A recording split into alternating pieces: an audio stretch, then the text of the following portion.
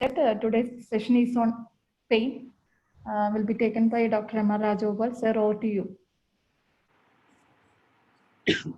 Thank you, Raju. Thank you, Shiva. Hello, everybody. Those who are not wearing masks, please give me a smile. Very good. Okay, James, I saw only your smile, but that was good enough. Yes, thank you. That's the way to start. I talk to you uh, on the first of your sessions. I introduced the subject of palliative care, which we described as treatment of any serious and related suffering, which includes the physical, social, mental, and spiritual components. Now, among the physical elements of suffering, usually pain is a major component.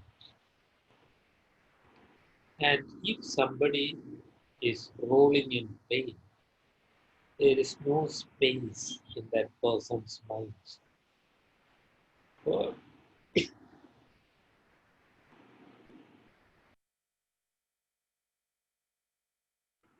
anything else. Unfortunately, in our country, usually pain is not treated. It is estimated that less than 4% of people in pain in our country have access to reasonable pain relief. Reasonable pain relief is not just giving some paracetamol, SOS, and diclofenac and BD. That is unscientific. What I mean is reasonably systematic.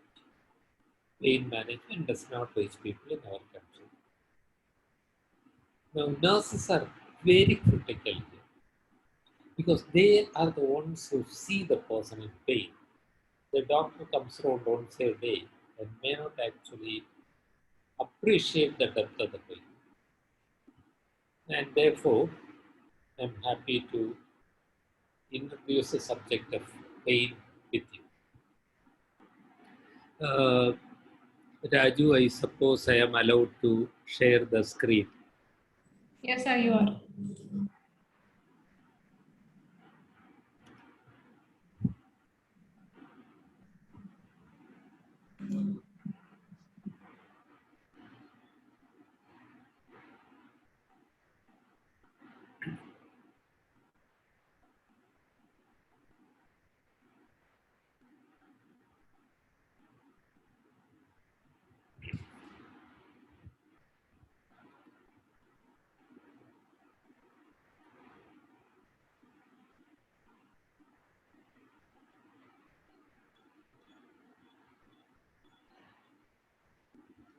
So, this woman,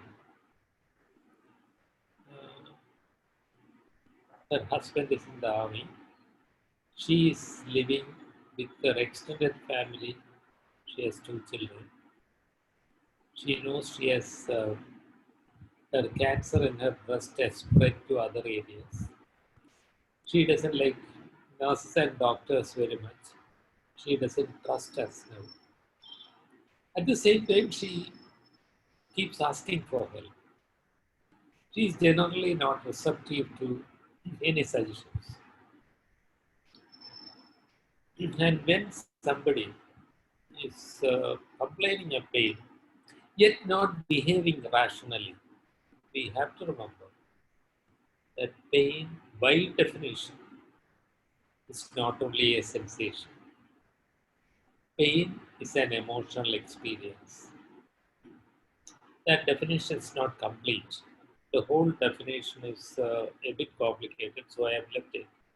If there is actual or potential tissue damage, I mean, the injury that can cause tissue damage, even if it has not visibly caused tissue damage, it would still have that experience.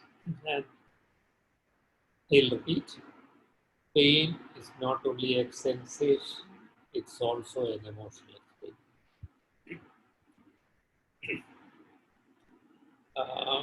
If you are at home, you have a headache, and your mother comes and rubs your forehead lovingly, the headache becomes almost an enjoyable experience.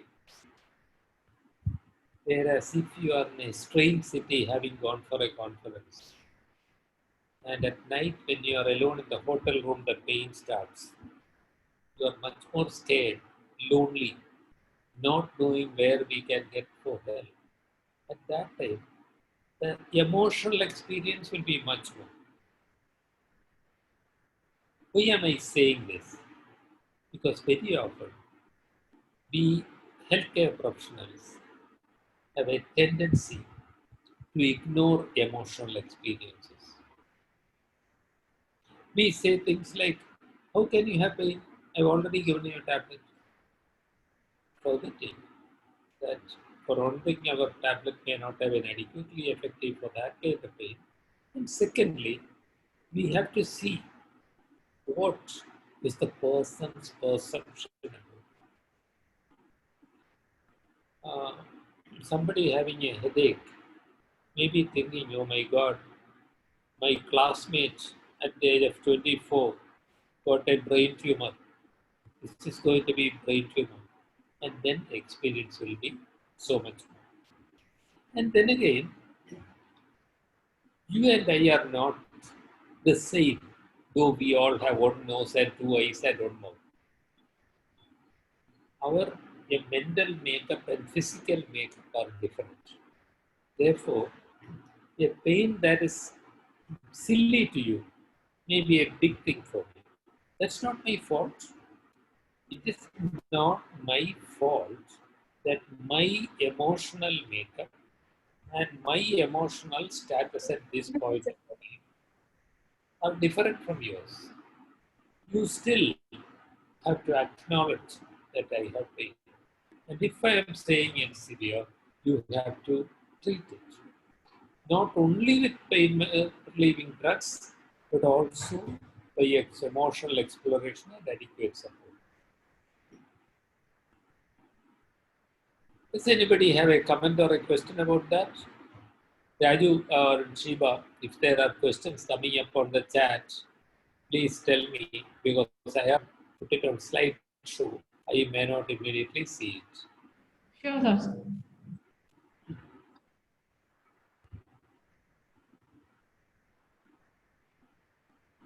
So here is a question for you. There is a source of pain. In this case, she has a tumor here in her breast, which is eroding into the bones and eroding up. It is continuous. Suppose this remains constant. Would the pain also remain constant over a 2-week period of time? Or will it decrease? Or will it increase? You understand what I'm saying? The source of the pain remains constant. The nature of the stimulus remains constant. And if you don't treat it, after some time, weeks, will the intensity of the pain remain the same or will it increase or will it decrease? If it is a severe pain, I'm not talking about a mild pain that you may just rub your shoulders and walk away with. If it is a severe pain,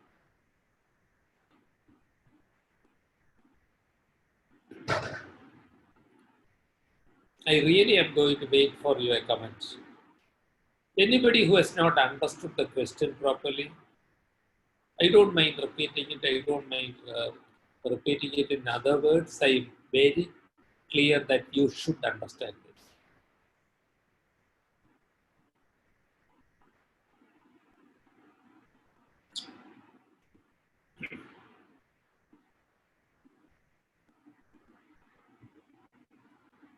Okay, let me give you another example. Suppose somebody is Shiba is Yes. holding my finger and looking at it at me. The same pressure applied on my skin. She pricks my finger, she repeats it, she keeps on repeating it again, again, and again. The same pressure is applied. after 1 hour, will my pain be the same or will it be different? So we had a couple of responses. Many are saying it will increase and then become chronic if left untreated. So It most will of what decrease or increase? increase. Everyone have agreed that it is increasing. Thank you. Very good. Last time when we asked this to doctors, at least some of them felt it will decrease, and that's also correct because if it's a mild pain, it may decrease because you are emotionally getting acclimatized to it. But any severe pain will keep on increasing. And let me explain this. There are many mechanisms why this happens. But one point I want you to understand. Uh, Raju, is my cursor visible to you when I move my cursor? Can you see it on your screen? Yes, sir. Okay. Now look at this cursor. Imagine this is the nerve ending. When Shiva is pricking my finger with a pin, this ending of the nerve ending, is otherwise called the nociceptor, nerve ending. This gets stimulated and the pin and the trauma starts an electrical impulse which passes through the nerve to your spinal cord. Dorsal horn is part of your spinal cord. Dorsal horn of the spinal cord, and then it moves onwards to the brain and you feel the pain. Does everybody understand this? Let me repeat it, just in case somebody has not followed. Hey, everybody, please give attention to this. Yes. Uh, this is the nerve ending all over the body, wherever any trauma, any tissue damage, like a tumor, like a pinprick, like a knife, anything will cause an electrical impulse which spreads through the peripheral nerve to the spinal cord and then it goes to the brain. And then you feel the pain. The whole process, which takes only microseconds, causes pain. Okay. Now, if the impulse continues, as I said, Shiva keeping on doing this to me, if it continues like that indefinitely, what will happen is called central sensitization. That is, the nerve cell here becomes more and more sensitive. And when there's more sensitization, for one impulse going from there, tomorrow there will be 10 impulses going to the brain from the spinal cord.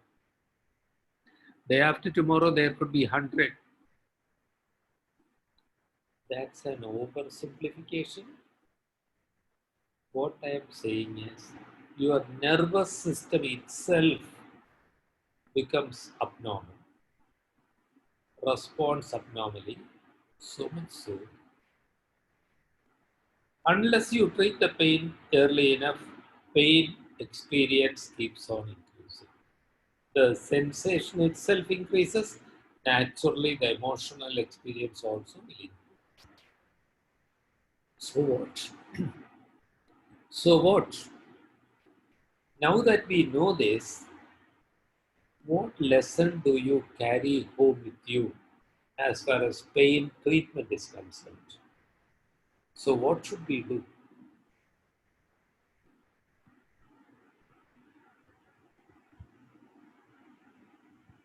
Look for any chat answers.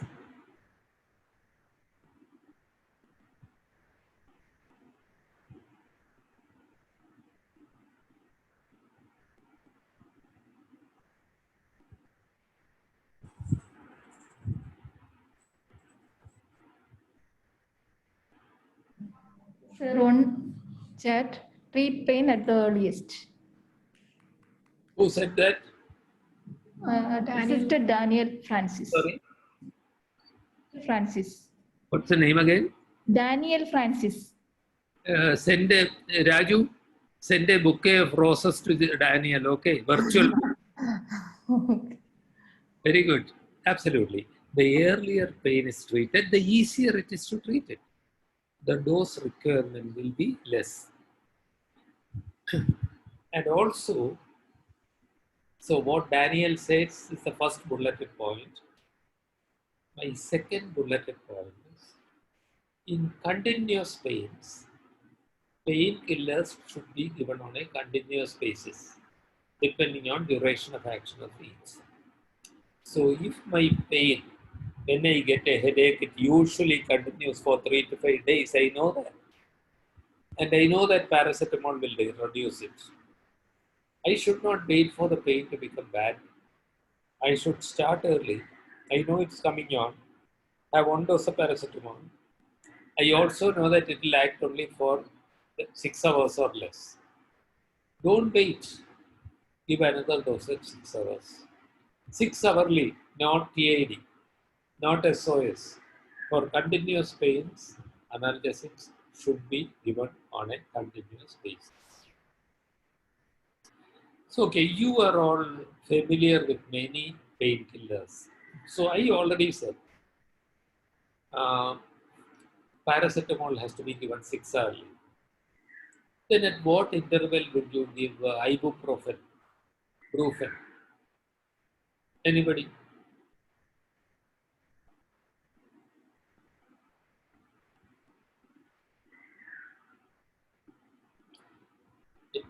8 hourly at least, 6 to 8 hourly.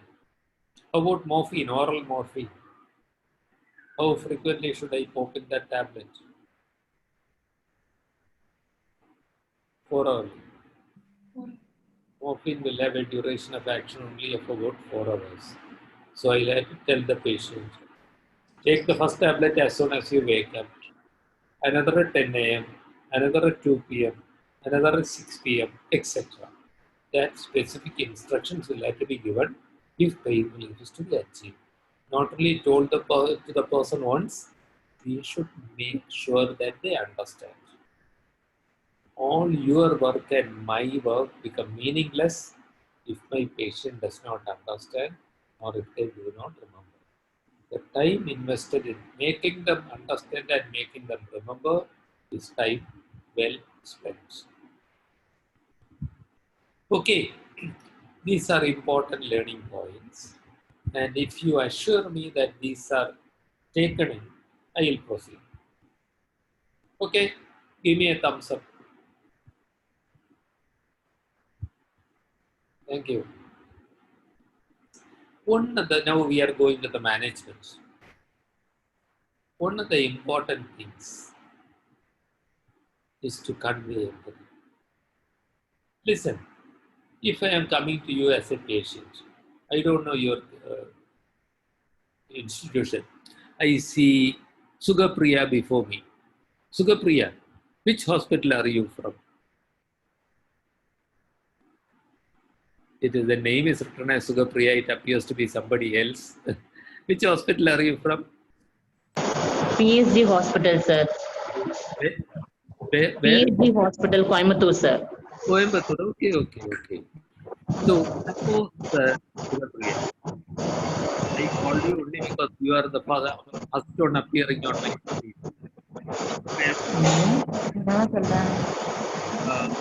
Please put yourself on mute. Sugapriya, there is a humming noise. Sugapriya, mute yourself, please. Sir? Mute yourself. Okay. Okay. Because there was this background noise coming in.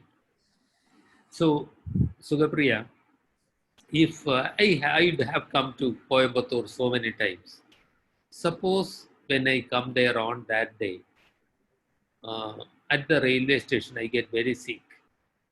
I am carried into your hospital. I don't know anybody. I am in a strange place. I don't know what is happening here.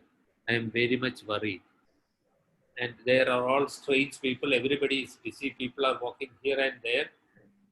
Somebody is coming and giving me an impersonal injection. I don't know what's happening. Suppose, Sugapriya, then you come and tell me, I see you are in pain. We are going to take care of you. I see you are in pain. You are acknowledging my pain. We are going to take care of you. With that, you are assuring me, I care for you. That's your message. And all of a sudden, my pulse rate will start dropping back to normal. Good God, somebody cares. I'm telling you something that I actually practice. I say what I say, what I see, and I try to convey to the person. I'm not going to say I care for you, not in so many words. By my eyes, by my facial expression. And if I have to wear a mask like Shiva, then with my voice, I have to convey, we are going to take care of you. I see you are suffering. That's an important thing. And this is one of the reasons why I asked you to smile when we started the session. That practice is important. Very often we professionals stop smiling once we enter the hospital. And we come impersonally and say, hey, turn around, and the needle goes in, or a thermometer goes in. That's our opportunity to be human. I care for you should be there in our body language and facial expression in words. And as I said, say what you see. You seem to be in a lot of. Raju, can we show the video of that first interview? I'll stop sharing. You are going to, hopefully, if Raju can open that, you're going to see a video where one doctor is interviewing one patient who is coming in pain.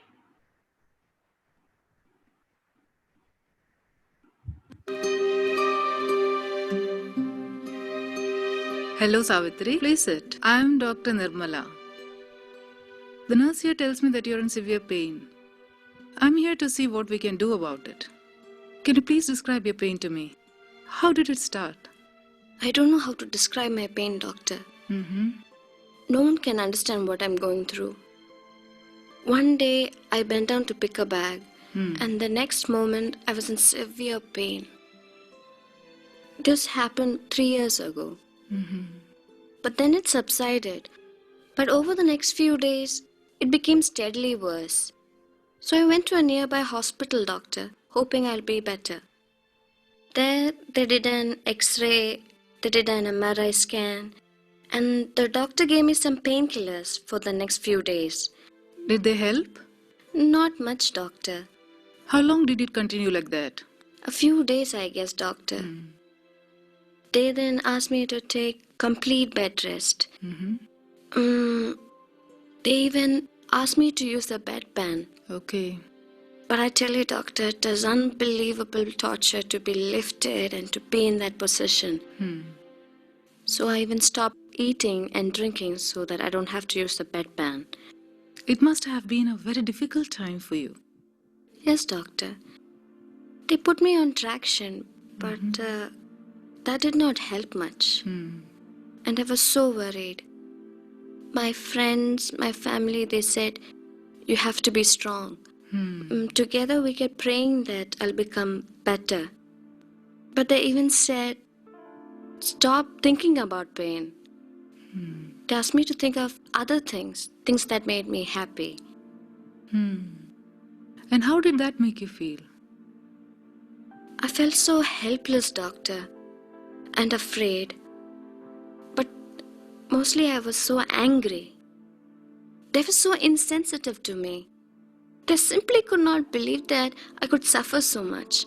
What medications were you given for your pain? I don't remember the names, doctor, but I was given some tablets. Initially, they seemed to help a bit. But then I developed a severe burning sensation in my tummy. Okay. And then things were very bad. I started vomiting. You see, I wasn't drinking much water even then. So the doctor said it could be a real problem, that it could affect my kidneys. So they changed the medications, but I was still in pain. And I could take it no longer, doctor. You have gone through a lot. You seem a bit angry. Of course I'm angry, doctor. Wouldn't you be angry? I mean, they should have treated my pain. But they behaved as if it was all my fault. I was really angry, especially at the doctors. You want to tell me more about it? A doctor gave me an injection of pethidine, and after so many days, I had some relief. It lasted only for a few hours, doctor, but during that time I felt I was in heaven. So the next day when the senior doctor came, I asked him for the same injection. But he refused me. He said if I use it frequently, I could become an addict. Were you advised any surgery? Yes, doctor. Did it in a big private hospital. It was very expensive. So my husband had to borrow some money. It was successful, I guess. Mostly I could do all of my household activities and I wasn't in any pain. But then after almost 9 months, the pain just returned. It was much nastier this time. It went on becoming worse. And what did the doctor suggest then? He gave me some tablets and he referred me to a physiotherapist. Okay. But the exercises, they made my pain much worse. So I went back to him and the doctor said he cannot help me unless I do the physiotherapy properly. Well, he even said I should see a psychiatrist. I was responding abnormally to the situation. I was in severe pain, doctor. If I could hang myself, I would have. But my children...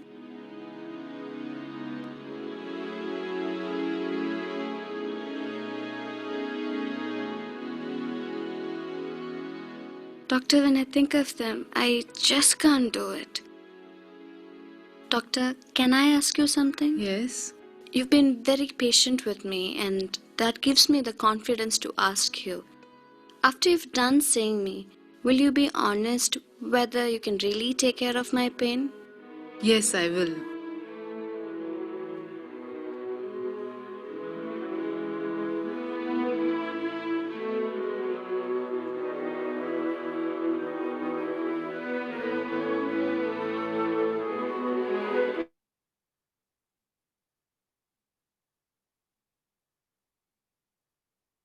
Okay, so ladies and gentlemen, you have seen the video. The whole conversation took 5 minutes. What are your reactions? What did you like? What did you not like?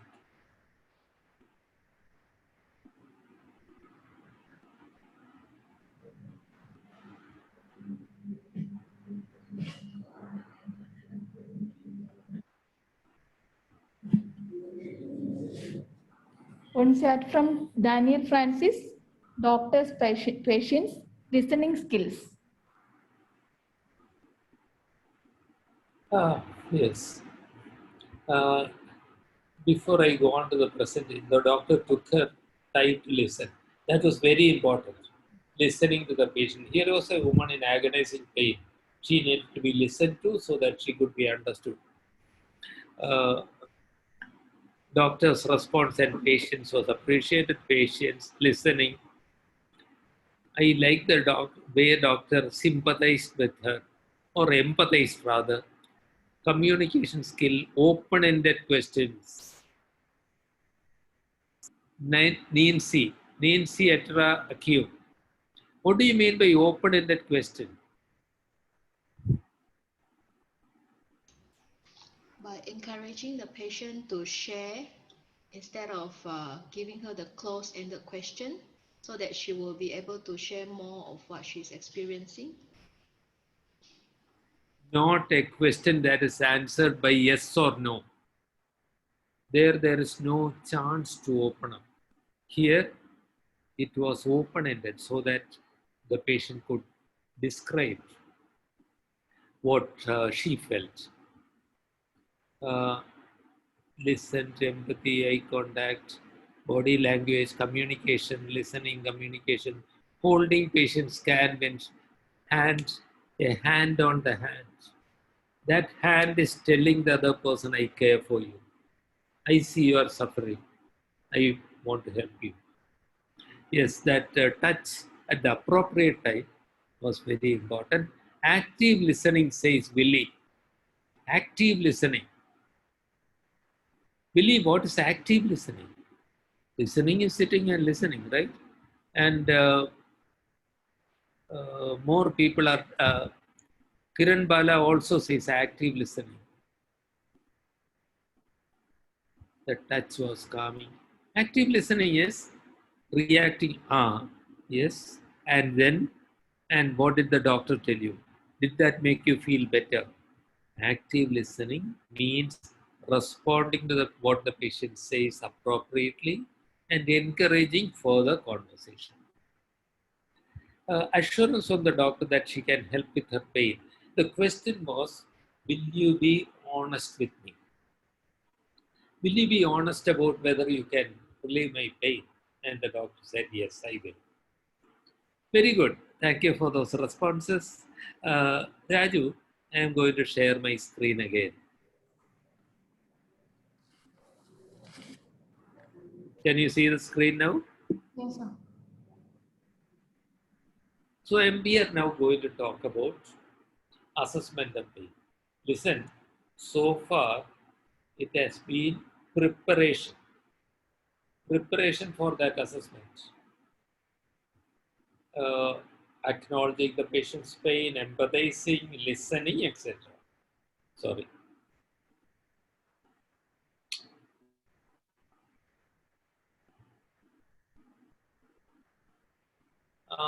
We are going to use a mnemonic. The steps in assessment are called PQRS. Provoking and palliating P, quality Q, R, radiation. More things will follow. So under P, we have this thought. What provokes the pain? What causes the pain? So this patient with breast cancer says, when I move my shoulder, I have pain. Okay, that's very important to know. She could be having a metastasis there affecting the joint. Maybe she will need to be immediately immobilized while further investigations are happening. And what increases the pain and what reduces the pain? The patient says, as soon as I get pain, I take any food, my pain increases. Or some patients may say, when I take my food, pain subsides for a little while. These are important things to help us to understand why it happens. A pain due to inflammation generally gets worse with heat, which is why when Messi and Ronaldo are playing, if somebody has a sprain in the leg, the physio runs to them with an ice bucket, applies an ice pack to reduce the inflammation. Whereas a muscular spasm, that will relieve heat. So we need to know what exactly worsens it. Movement, food, heat, cold, etc. examples. And some people say, and generally during the day I am okay, but at night the pain gets worse. That could be related to atmospheric temperature, that could be related to loneliness. These are things that we have to know. Secondly, quality or nature of the pain. You have heard all this, haven't you? Burning. Like in our place, we use a lot of spices, you see. Mallus use a lot of spices like Telugu people. And we'll say like chili paste being applied on my arm. And I need to know that because a burning sensation may indicate a particular kind of pain. That will help me with the treatment. Aching, shooting, pricking. These are all usual descriptions. And third is radiation, that is one from one side to the other. Hey, anybody here who has had a disc prolapse? I see that there are some 40 odd participants. So somebody who has had a disc prolapse must be there. And you know that when there is a disc prolapse, lumbar disc prolapse, very often there is a pain that starts at the back and radiates down the leg through the back of the leg, right up to the toes. That's radiation, pain moving from one point to other. Okay, PQR, provoking and palliating factors, quality of pain, and radiation of pain. Okay, shall I move on? And let me come back to this picture. We said the nerve ending, if stimulated, causes pain, and that is nociceptive pain. But there is another kind of pain that can happen. I mentioned disc prolapse. The disc comes out and presses there. You have pain down the leg. Why? You have nothing stimulating the leg. There's no knife, no inflammation, no pins on your leg. Still you have pain in the leg. That's because the disc is compressing on the nerve and causing abnormal impulses to go down the leg, up to the brain. So, sorry, with this, the difficult pathophysiology will stop. I just want you to remember this one classification of pain, two types of pain between nociceptive. Nociceptive pain is what is caused by the pin, by the knife, by the cancer locally. And neuropathic pain is caused by abnormal impulse generation anywhere in the nervous system, as in a disc prolapse. In a metastatic cancer also it can happen.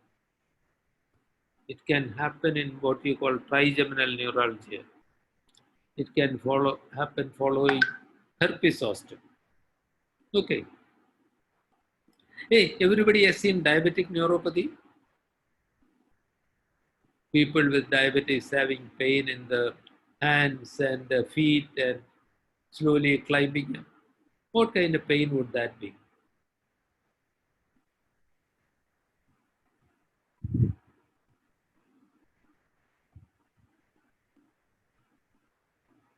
There is no pain for the diabetic patient.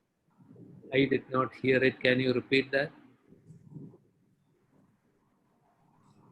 Please repeat it. There is no pain for the diabetic patient. Oh, that is, I'm sorry, I don't know who said that, but I'm sorry, that's not correct. Sometimes there is only numbness, no sensation.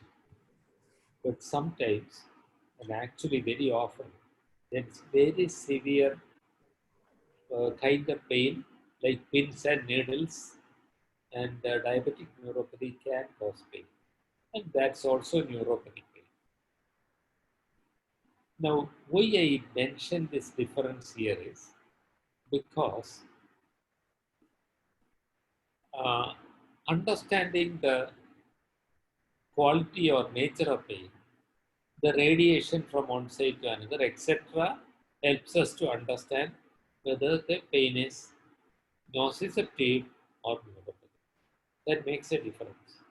The management would be different from the ordinary kind of pain that you have with a cut or with a cancer, and the nerve pain, neuropathic pain, the management is very different. So please try to remember this. These various ways in which pain needs to be assessed. Provoking and palliating factors, quality of pain, radiation. That is PQR. So let us move on.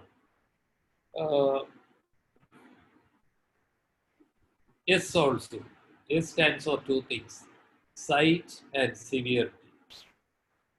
Site is locating where the pain is. When you are treating pain, you should be making a record of where the pain is, because many pains aren't more than on site.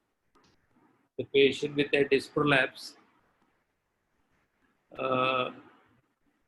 whom do I see in front of you? Swapnil, have you seen a patient with disc prolapse? No, sir. Anybody, where would the pain be? There may be a local pain in the back. There could be a pain going down the leg. And next time the patient comes, we'll forget. So what we do is the site, the location of the pain, we mark on a body chart. All our case sheets have this body chart. So this means that the pain is specifically over this area, the chest. So next time patient comes, I know where exactly the pain was. And severity is generally calculated on a 0 to, estimated on a 0 to 10 scale. The estimate is made only by one person, that's the patient. I cannot know how much the pain is. If you are in pain, only you know how severe it is. You may still smile when the pain is 8 out of 10. That's because you are that kind of person. By a smile, you cannot assess pain. What is 0? 0 is no pain. And 10? What is 10? Anybody? In a 0 to 10 scale, what is 10?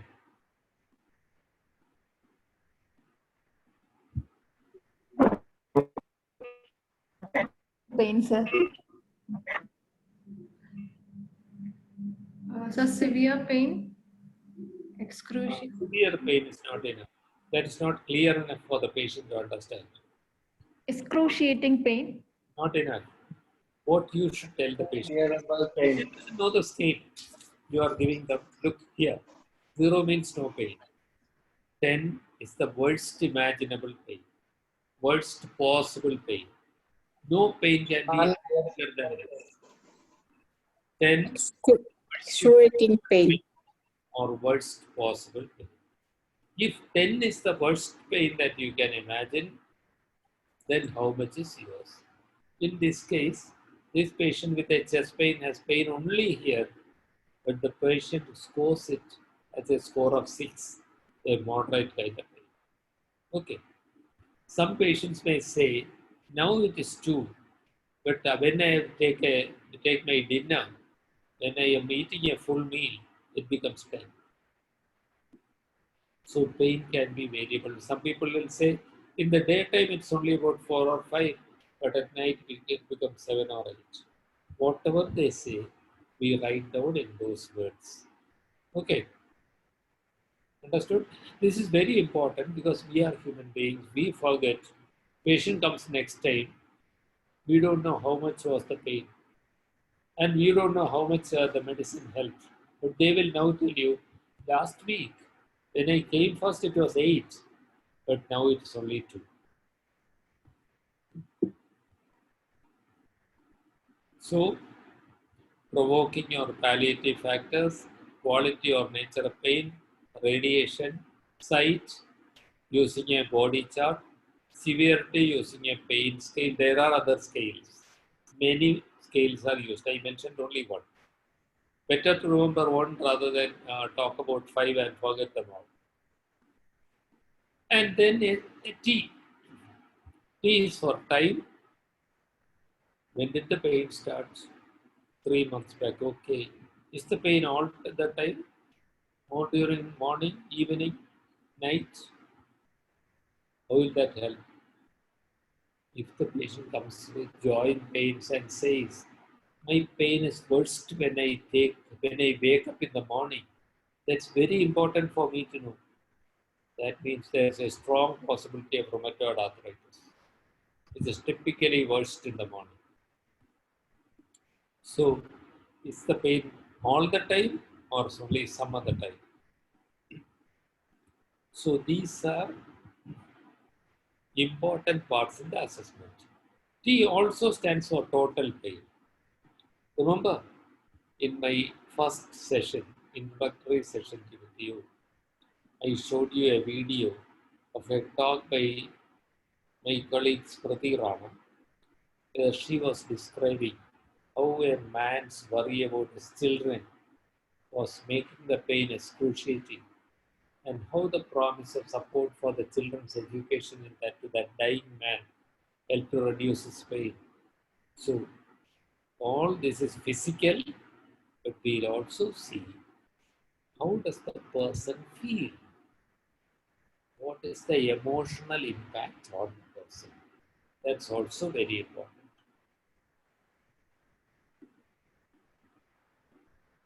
Raju, can I ask you? I hope I understand correctly that there's a separate session on pain management. Yes, sir. There are 2 sessions on pain management, sir. Sorry? 2 sessions are there for pain management. Okay. So, friends, I'm not going into the management today. This is only understanding pain and assessing pain.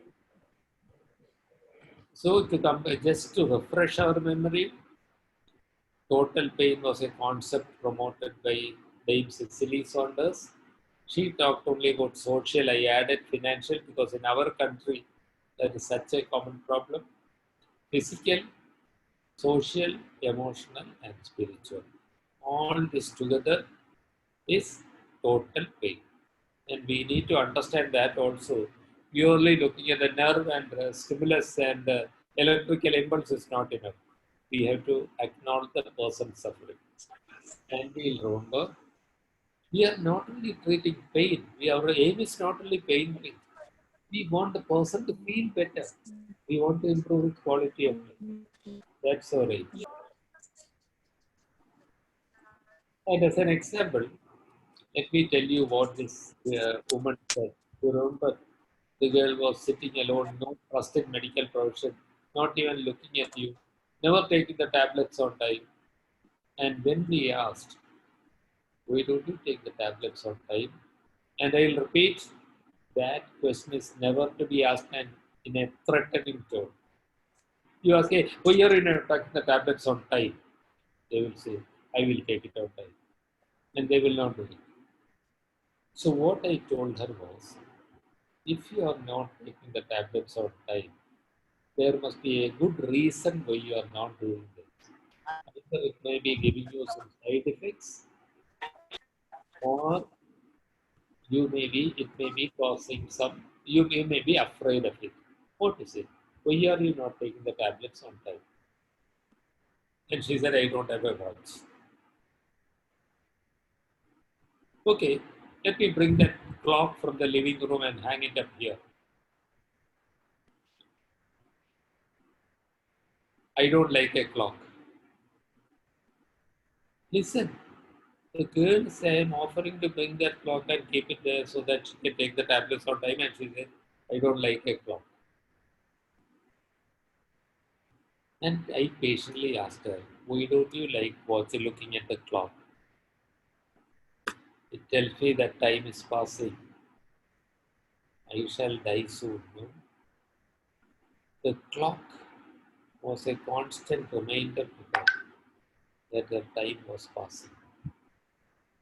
We needed to understand how she felt. Actually, she was in clinical depression.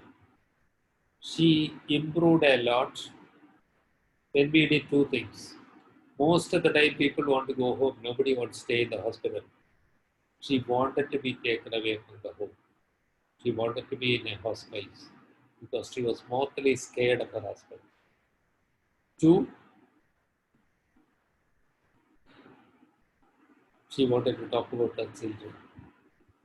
And we had a conversation with the extended family.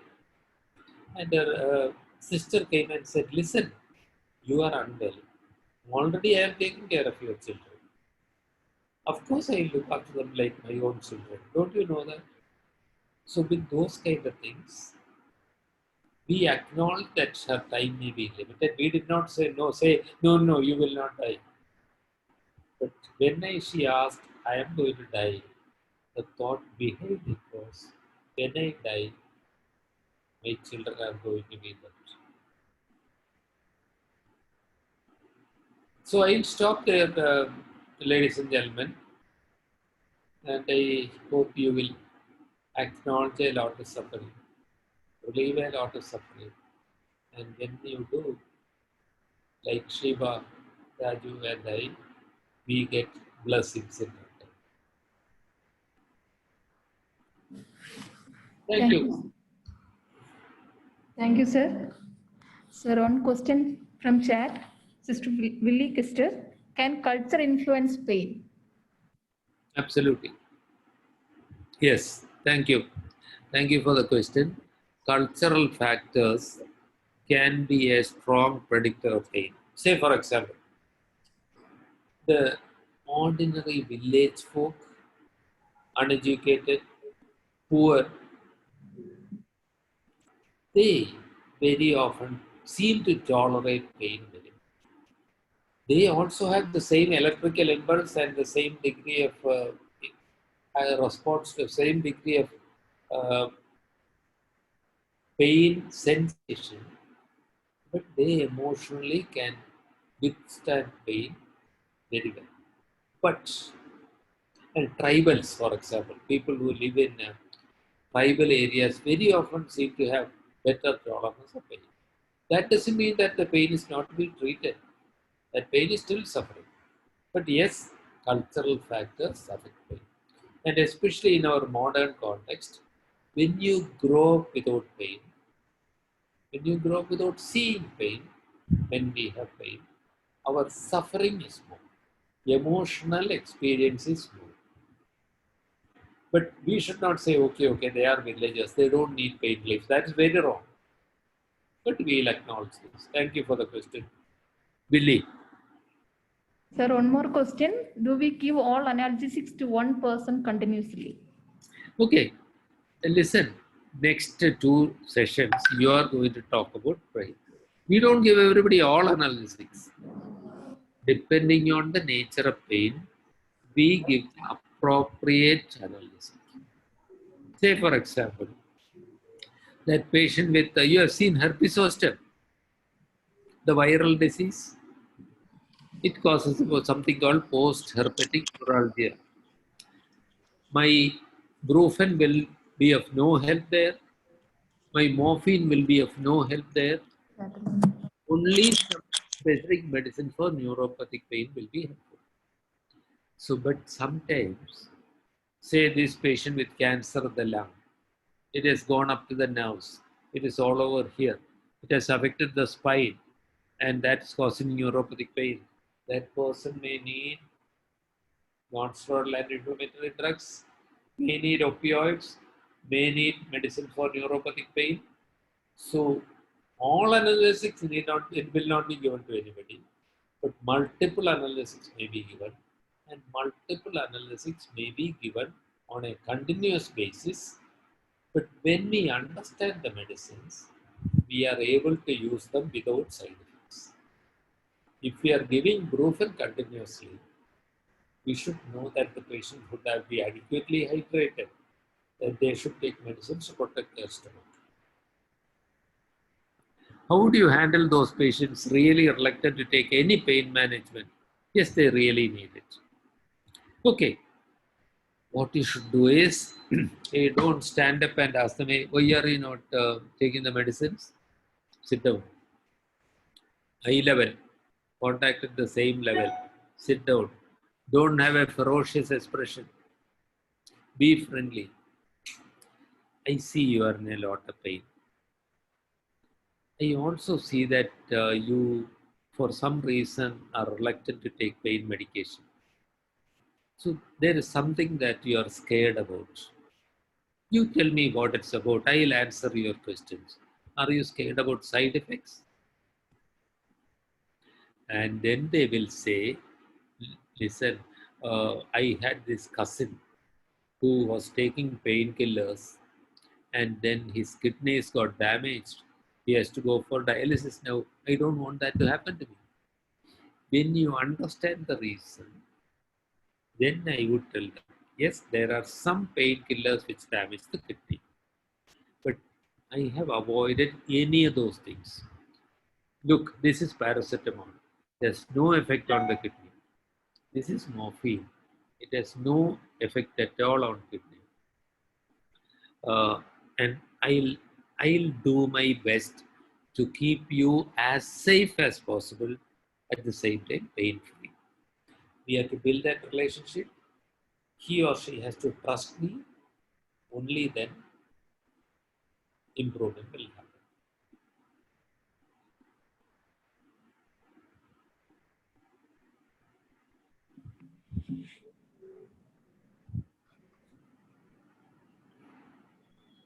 But there is usually a problem. Huh? If the patient has a nurse or a doctor in the home, they will usually not take the tablets. Because nurses and doctors know all the side effects. They don't know pain management in detail. They have just seen, okay, somebody has a ulcer in the stomach, somebody else has a kidney damage. No painkillers, they will say. If there is a doctor in the family, the patient will continue to be in our country. So far, there has been no teaching about pain and its management. It is something that's only beginning to happen. So we have a problem here.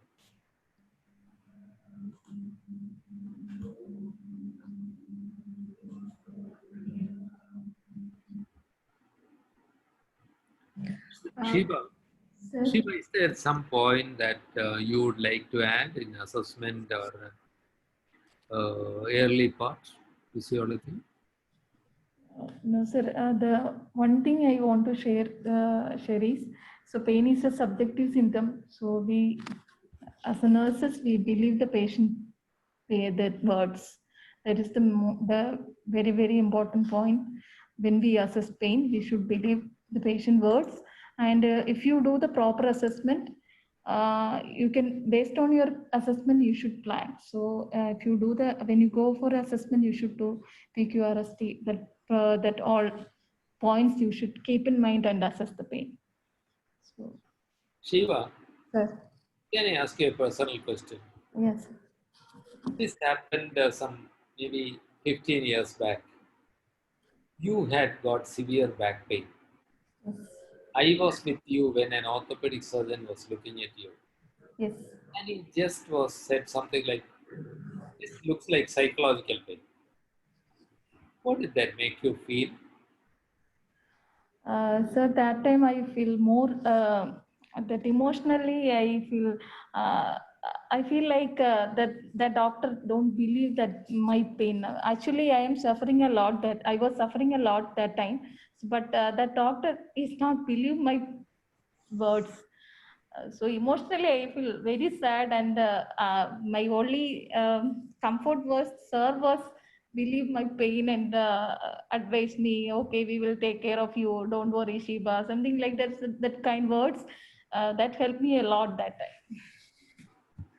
So after 14 years, you have not forgotten that incident, have you, Shiva? No, sir. See, No. the thoughtless word, insensitive words like this, people remember for a lifetime. They will also remember kindness. If at that worst time of pain, if you are kind to them, they will always remember your face.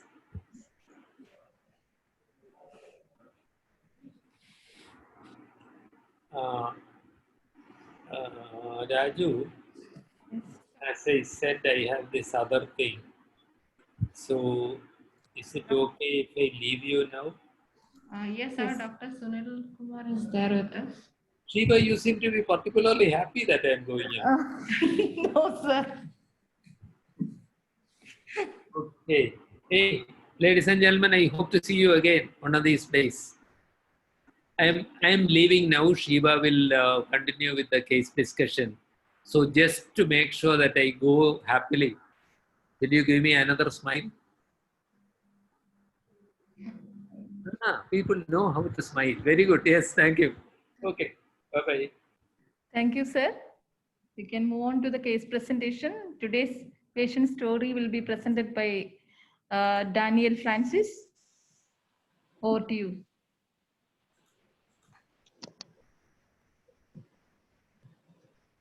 Hello. Yes, we can hear you. Yeah, I'll just give a small introduction about myself. I'm Daniel Francis, and I am based out of a hospital in UP, Uttar Pradesh in India.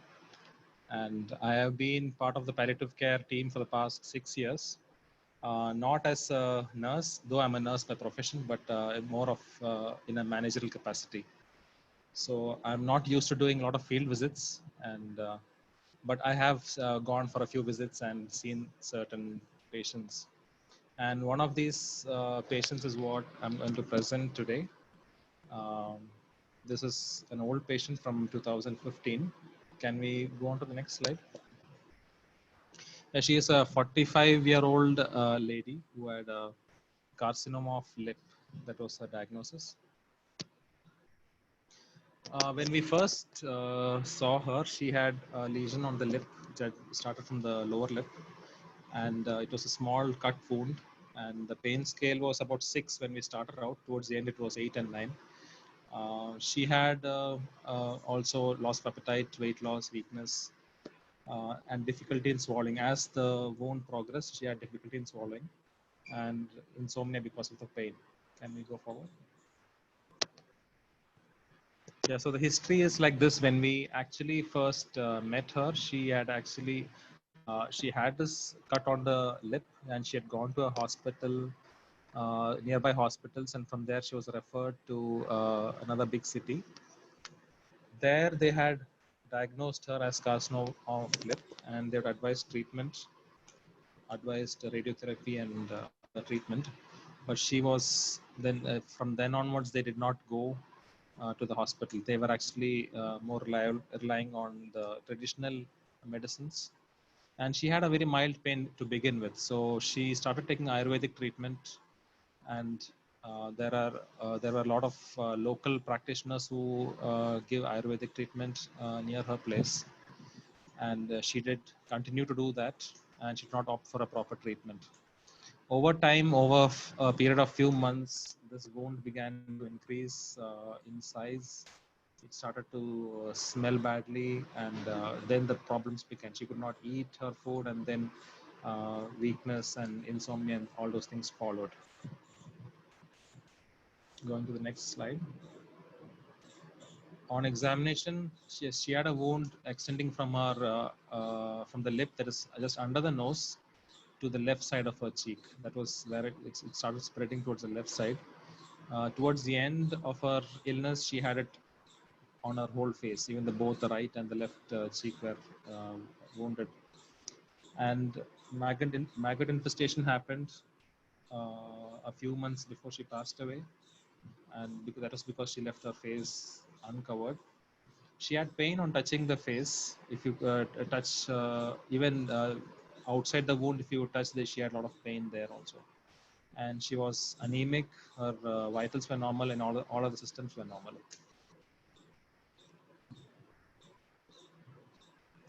Treatment, we started on tramadol and metrogyl dressing. And after that, when the patient refused medications, then no investigations were possible. So that was not done.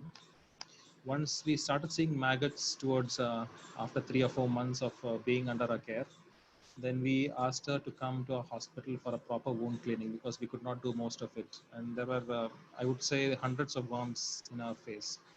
And so she then came to a hospital. She was admitted for a few days, and we had to use turpentine to bring out those worms and remove all of that. She was also put on injection tramadol and diclofenac to relieve the pain, and amitriptyline for sleep. Ethamsulate dressing was also done, and eventually she had pus discharge, and we started on unpicked clocks. We did not have morphine at that time, so we could not give her morphine for her pain. Next slide. Yeah, psychosocial analysis. She was depressed. She was in severe depression once the wound began to grow. She kept herself inside the house. She would not.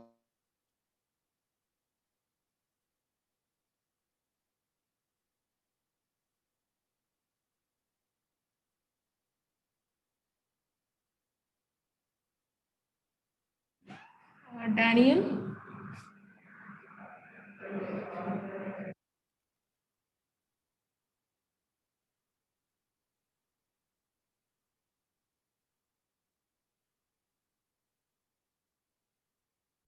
stay inside. And one thing that she would constantly do was she used to look at the mirror, and she would, when she used to feel bad, and because there was a lot of disfigurement in her face. But she still continued to have her herbal medications. She had some paste made of leaves and things like that, and she used to apply it. And that was her hope. So she really believed that that could cure her. But after, I think, 4 months of her treatment, she asked us for medication that she might die, and that was one of the lowest points in her illness. And as the wound became large, and there was maggot infestation and all that, it became even rouble more. का लिखा है वो उसका नाम लिखो rouble का भी लिखो Okay. Her wound enlarged, and then her mandible was actually visible outside because her most of the tissues on her face were actually it was gone completely. Another issue that she was worried about was her son's marriage. That they had fixed her son's marriage in a few months' time, and she was worried that. Excuse me, Daniel, can you keep the microphone near to your mouth? Is it audible? Yeah, it's audible. Please continue to keep the microphone near to your mouth. Yeah. Okay. Thank you. Throughout her illness, her family was not very supportive. In fact, they left her at times, did not take care of her, did not go near her. So that actually caused even more emotional pain when the family was not supportive. Towards the end of her illness, at the end of 6 months from when we started our care, she became very weak. She was very quiet. And then she said that she was not worried about the family anymore and she just wanted to die in peace.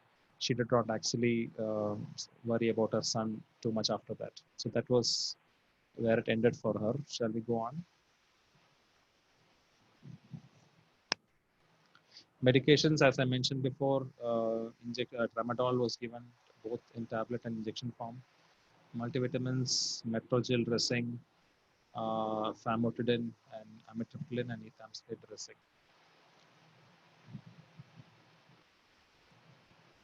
Yeah, the main concern that she had initially was whether she would be cured or whether she would be healed.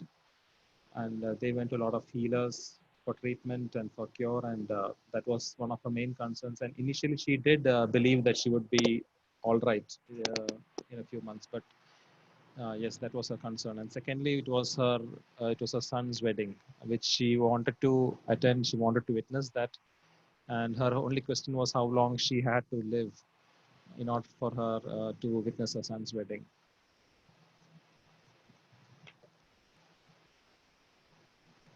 Yes, summary.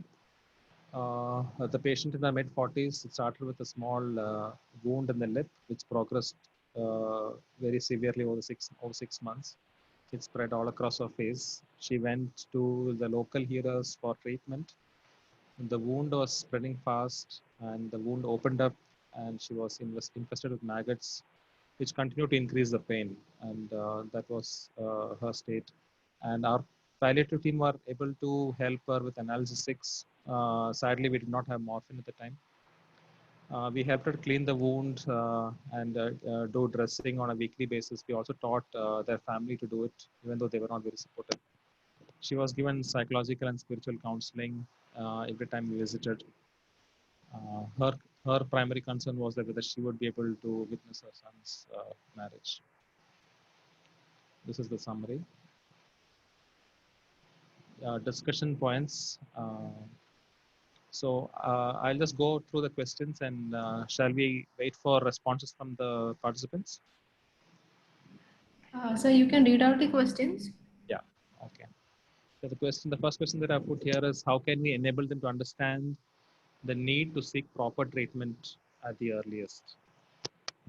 How can we help them to seek proper, appropriate treatment at the earliest?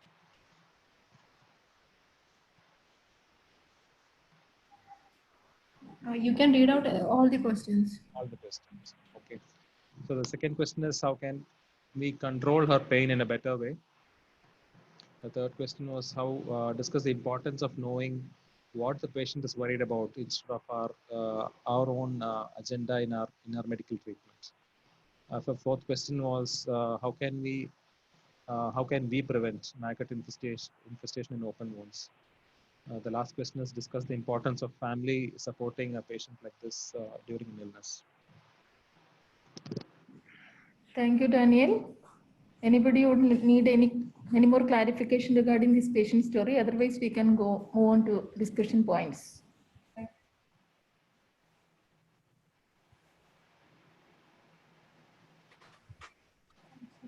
So Daniel, you told that this patient has undergone local herbal treatment.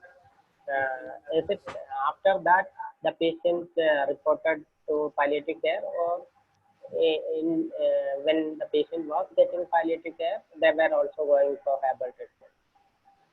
And I had to understand the question. You told that this patient has undergone local Ayurvedic treatment. Yeah. Treatment. Yes. So, did this patient attend your clinic after the herbal treatment, or were they continuing palliative care? Yeah, they were on Ayurvedic before and after. Even before we saw them, she was on Ayurvedic, and even after we saw her in our palliative visits, she was still continuing to take Ayurvedic treatment. Okay.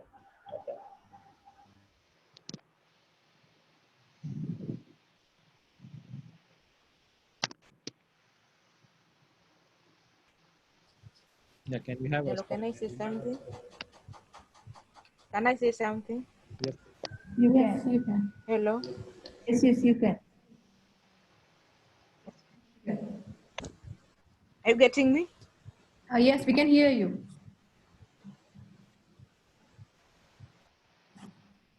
Sister Villikista, we can hear you. You can speak.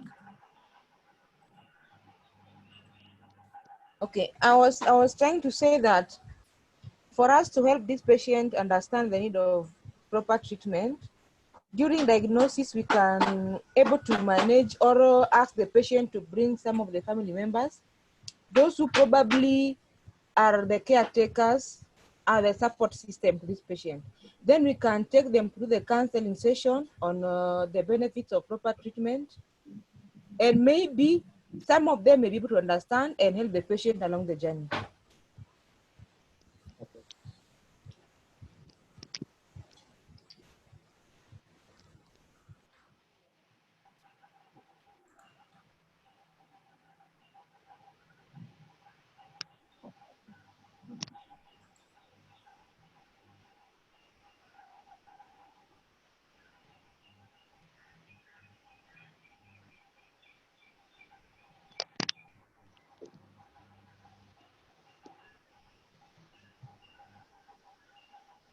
Are there anybody else who want to speak about any question?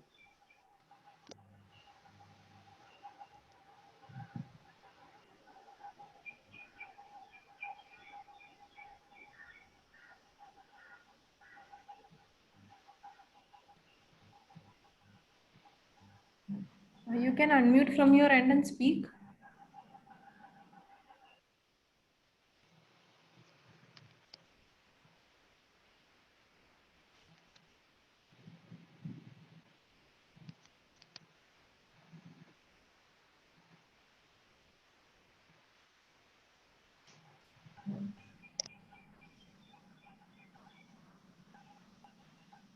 That's it. Can we move on to the discussion questions? Yeah. Ask any of the participants would like to comment on any of the questions. There are many chat messages. Yes. So counseling, yeah, that was one of the proper counseling, and proper explanation to the family members about the treatment and risk management. Proper rapport should be made to win the patient and family trust. Counseling patient and family members. I found patients should be educated on the disease, including management, and how important it is for them to avoid natural remedies. She can give injection protein and phenaran practice. She can rest and sleep during night time, but we can't give frequently. Proper counseling for patients and the patient families about cancer patients need to be given proper counseling. I think if palliative care should start as early as possible. Injection motion round the clock can help reduce the pain. In pain control, we can also incorporate non-pharmacological pain management. Okay. So, yeah, it is important. So, I am Dr. Sunil Kumar. I am the Additional Director of Trivandrum Institute of Palliative Sciences. As Rajagopal sir left, I joined the meetings or discussions. So, I'm just giving my opinion, but all of you can give your opinion. So it is important to educate the patient and family members. So Daniel, what did you do to educate the patient and family members? I understand that in Uttar Pradesh there is many people goes for a local herbal treatment. And last week in the doctor's course also we had one patient story in which that patient also undergone local herbal treatment. So, what did you do actually to educate the patient and family? Yeah, during all our visits, we used to, especially in the initial part, we used to actually convince them about the need for treatment. We also offered them, help because we are a supported project where some of their treatments can be even covered financially. So, but only once they came, and that was when the maggots were infected on our wounds, and that's the only time she came. But before that, whenever we asked her, they would just refuse. They would just not accept what we are trying to do. So that has been a big hindrance. But we did try from our side to educate them as much as we can to give the right treatment. Yeah. So there is a strong belief that herbal treatment can cure the disease, and this local people will also tell that we will cure your disease in 2 months, 3 months, and they will spend a lot of money. And at last, the patient and family will understand that it is not going to cure. That's what happens. So even if the palliative care team goes and speaks to the patient and family, it may not be much helpful, but sometimes it can be helpful. But I think what can we do is you should meet some influential person whom can influence this patient and family, so that the person who can influence this patient and family, and we should have a meeting with that person and talk to that person regarding the treatment and what the herbal treatment means and what can modern medicine do to this patient. So only I think that will be a good strategy to influence the patient and family. Otherwise, it may not be helpful.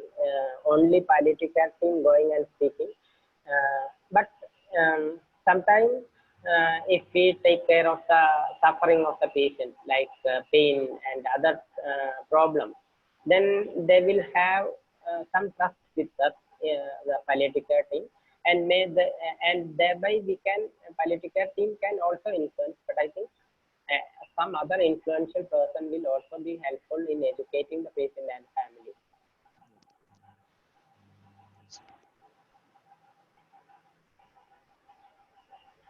How can we control the pain in a better way?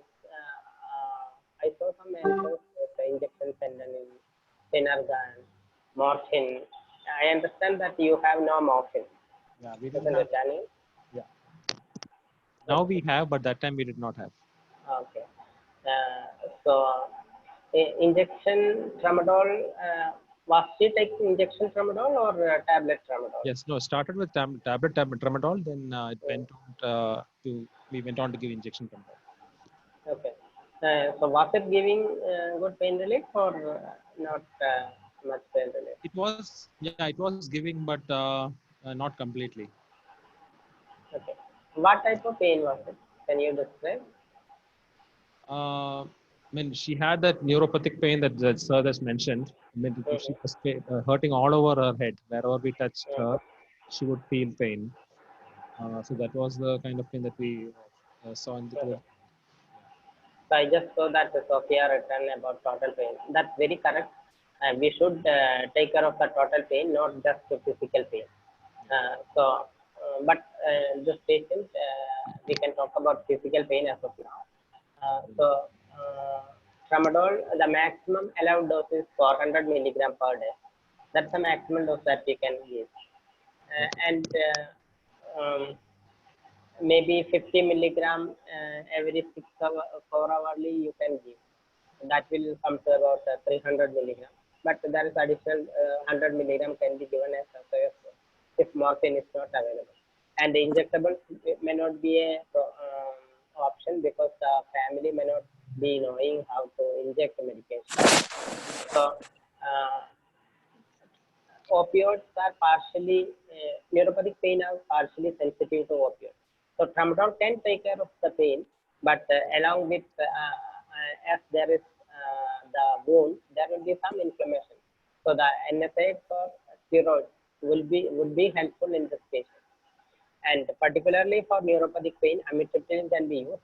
And amitriptyline, the doses can be varied from 25 to 100 milligrams. So with only 25 milligram SS, which is a common prescription, may not be helpful in treating neuropathic pain. You have to increase the dose of amitriptyline up to 75 to 100 milligrams. So I think with that, we can take care of the pain of the patient. And if there is some local pain, you can also apply injection bupivacaine or injection lignocaine for local application. Yeah, Anisha, if morphine is not available, then tramadol is the only orally available opioid. So 400 milligram up to 400 milligram per day can be given. So you can go 50 milligram every 4 hourly up to 400 milligram. So next one is discuss the importance of knowing what the patient is worried about instead of our own agenda in palliation. Yeah, that's a very good question, Daniel, or statement, because many a times what happens is we see that patient is in lot of suffering, and maybe the physical problems may come to our mind first, and we would try to palliate that problem. But the patient concern would be something else. Here the patient concern is his daughter's marriage, isn't it? Yes, yes. Son's marriage. Son's marriage, yeah. So it is important to discuss that with the patient. And okay. So it is not our agenda to lead the conversation with the patient, but we should ask the patient, what are your problems? What are your concerns? So, and that concern should be addressed first. And if there are 4 or 5 concerns, what is the most important concern to the patient to be addressed first? And you have to tell the patient that, okay, we will also try to address the other concern after we address your main concern. So here I think the patient had a very poor prognosis. So it would have been helpful if we have told the patient that, okay, you are very much worried about your son's marriage and you want to see that. And if possible, you can do it as early as possible. So the truth should be communicated. Then only the patient and family can go forward in a direction what they want. If you don't tell this, what happens? They will think that okay, the patient will live for long, maybe another year, and maybe the son's marriage can be we can arrange it after 6 months. But if that does not happen, and only if the patient has only 1 or 2 months to live, so it would be better to tell that patient that okay, and we will not give any days or you will live for 2 months. No, we can't speak like that. Rather, we can tell the patient that you arrange your son's marriage as early as possible.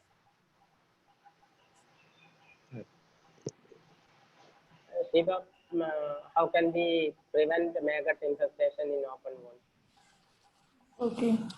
Anybody tell me, how does maggots come?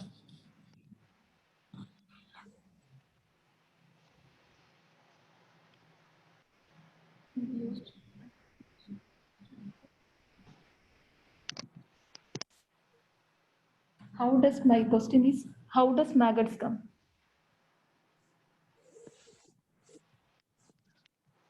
Hello. Yeah. Uh, Yes. Usually maggots come when an open wound, when any flies or house flies come in contact with the open wound and leave their eggs in the wound. Okay, thank you. So it comes from flies.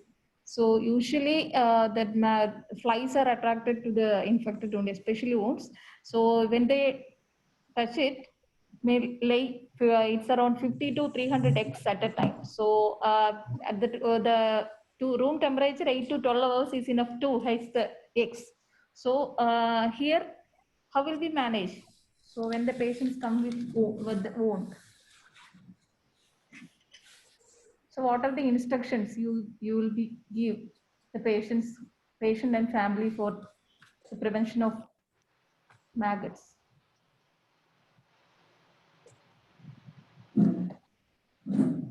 Any answer? We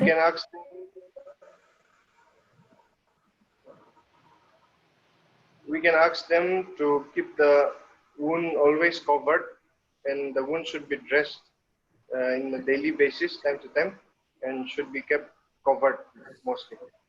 Okay. So you should, the important thing, so you should tell the patient and caregivers about the importance of covering up the wound.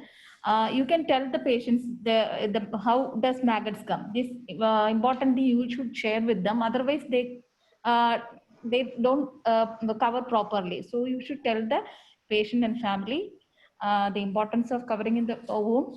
And one chat is BD dressings. We have a session on wound management. It's fungating wound management. That time we will discuss more about it. But based on the size of the wound and exudate of the wound, we should plan. So BD dressing or the tricycle dressing or whatever it is, we should plan accordingly. And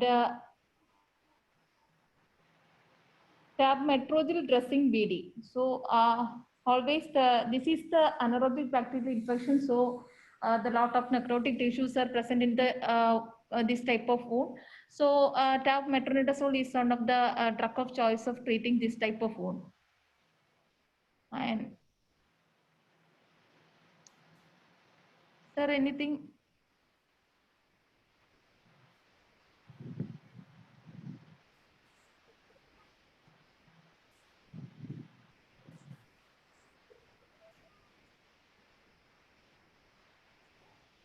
Can I ask this question? Yes, you can. Yeah, there was this question about can we use turpentine to snuff out those worms?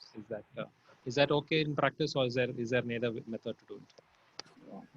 So when the patient comes with maggots, so usually you can before we pour directly that turpentine in the wound, that will irritate to the patients especially on the mouth oral cavity ulcer and CA buccal mucosa and all. Usually when we pour turpentine Actually, the yeah, we did not pour turpentine. We just bring the turpentine soaked cotton near. Okay, yeah, you can just soak the turpentine and keep close to the wound. That is enough to, the maggots will come out and then you can take it physically. That is the only way to remove maggots.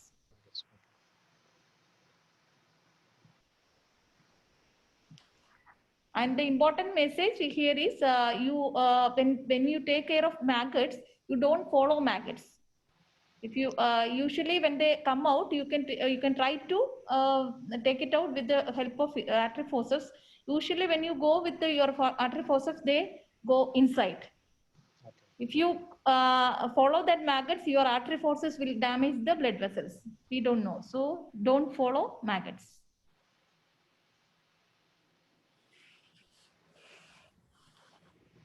So some of the important things which I saw in the chat was, one is the usage of mosquito net.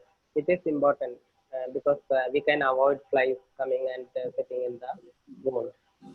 And the another important thing would be, we should be able to reduce the exudate from the wound, so that the foul smell is less and flies are not attracted towards wound. So for that, we should we can use metrogyl, either tablet or irrigation of injection metrogyl, because sometimes the wound would be deep and the powder may not reach inside the wound. So in such situation, you have to irrigate the wound with metrogyl metrogyl injection. I think this and also important to cover the wound. So these are the three important things we can do to prevent the maggot infestation. And once a maggot infestation is there, you know what to do with apply tapandine soap, and then you will be able to pick up the maggot. Discuss the importance of family support during an illness like this. Yeah, and this is very important. Family support. All of us know that when we have even a fever, we want support from other family members. So you can just a patient who has malignancy and has a disfigured face, and in such situation, the family support is at most important. So, but I understand that in this patient, the family was not very supportive, isn't it, Daniel? Yes, yes, that's right. So, what we can do again here, we have to influence the family members. But I think we should not blame the family members. If you are going to blame the family members not supporting for the patient, then that will be another problem with the patient and the family members. When you leave that house, the family members will tell the patient that, okay, you told the palliative care team that we are not looking after you. So this will happen. So it would not be good idea to blame the family, but we have to talk to the family and tell them what the patient condition is, and what should we do in this situation, and what all help should we provide. And maybe you can also talk to the influential person nearby the patient house, so that they will be able to help the patient. And another thing would be, if volunteers are available, they will be able, also be able to help the family. But the family should be, the family is an important force to support anybody during an illness, not only during a cancer or cancer, but also during any type of illness. It is very important. So family can provide many types of support. When the patient is in pain, and if suppose somebody goes and sits with the patient and talk, then the diversion will happen, and will feel less pain. So they can provide psychological support, social support. So family members are the most important supporters during the treatment or during any illness. So there is no doubt that family members, we should be able to help the patient by helping the family to understand the situation of the patient.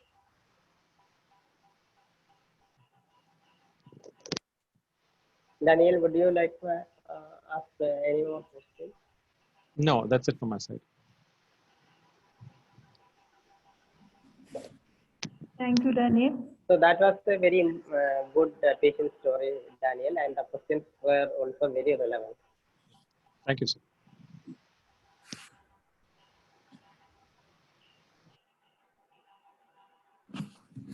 Thank you, Sunil sir, for that facilitation. We can see you next Monday with a topic on management of pain. taken by Dr. Mary Abraham. So I've shared the feedback link. Give it a minute, do it, then only leave the meeting. Thank you all for joining in. We'll see you next Monday. Bye. Thank you.